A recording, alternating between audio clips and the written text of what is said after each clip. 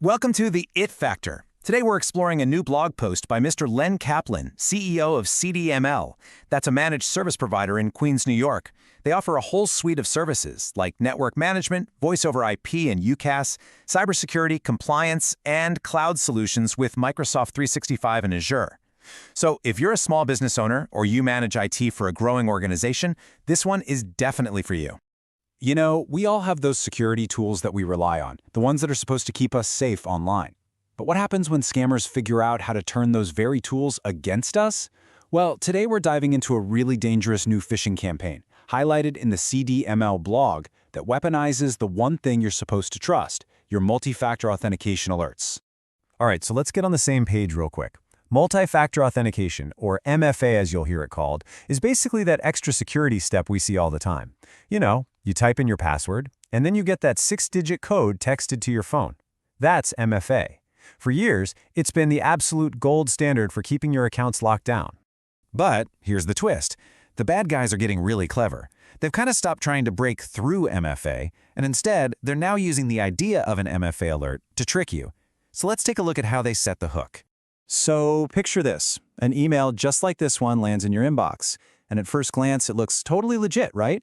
It looks like it's from Zoom, a brand we all know and trust. It's got the logo, a professional layout, and it even includes a 6-digit sign-in code, just like a real alert. But then, it throws a huge curveball, a warning about a nearly $1,000 auto debit from PayPal. And right there, that's the whole game.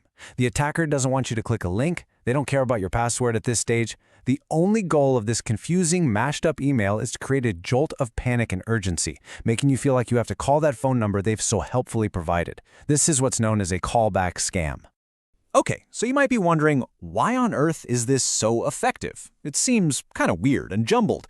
Well, it all comes down to some very clever and pretty nasty psychology. Let's break down the anatomy of this scam to see how it plays on our own sense of trust. The real dirty trick here is how it blends a bunch of things we're trained to trust. You see a familiar Zoom layout, a security code, a login warning, and your brain immediately thinks, okay, this is a legitimate security message. But then, just as you're in that security mindset, they hit you with that huge PayPal charge to trigger your financial panic. This really is the core of the deception. Think about it. A real security alert from Zoom does one thing, and one thing only. It helps you log into Zoom. It's not going to start talking about your PayPal account. This scam alert, though, throws everything into a blender. Different companies, different problems, all with the single goal of pushing you away from the official website and onto their phone.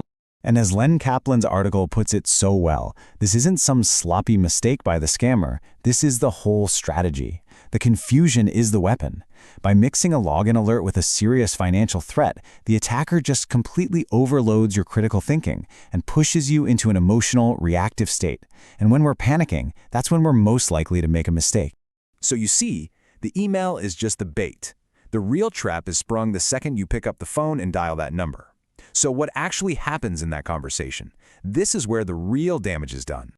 The moment you call, you're playing on their home turf. You'll get a calm, professional-sounding agent on the line who will immediately confirm your fears about the charge to gain your trust. Then they'll helpfully guide you through so-called security steps, which almost always involve you installing remote desktop software or just giving them your login credentials directly.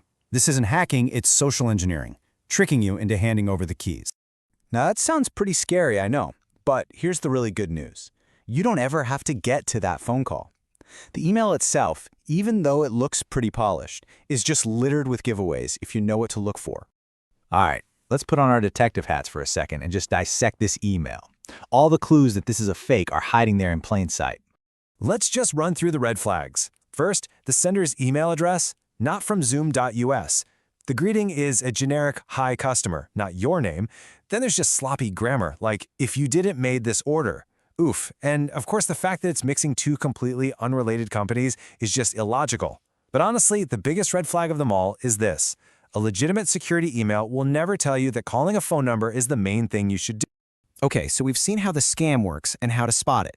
Now for the most important part. What do you and your team need to do to shut this down the instant you see it?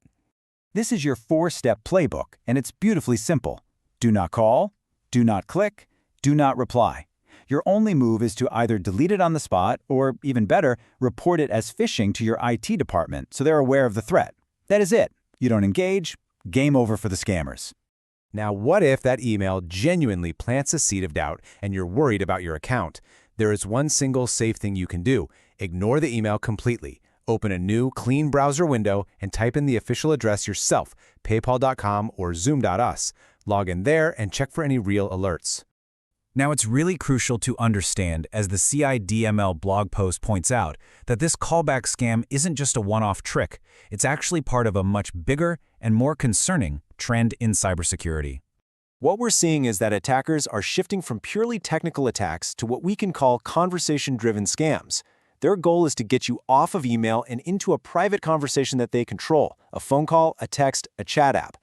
We see it in these callback scams, but also in elaborate pig butchering, financial frauds, fake job offers, and even invoice payment scams. This quote from the CDML blog post really just says it all. We spend so much time and energy worrying about viruses and malware, but increasingly, the greatest danger to your organization isn't a malicious file, it's a manipulative conversation. So the question I really want to leave you with is this. Is your team trained to recognize when they're being pulled into a conversation that's designed to manipulate them? Because that awareness is one of your most powerful defenses. To stay on top of threats just like this one, remember that new blog posts from CDML are published every single Tuesday and Thursday. You can head over to cdml.com to read more and subscribe to their updates. And hey, if you found this explainer helpful, please take just a second to click that thumbs up button. It really helps other business owners discover this content. Thanks for tuning in. Till next time.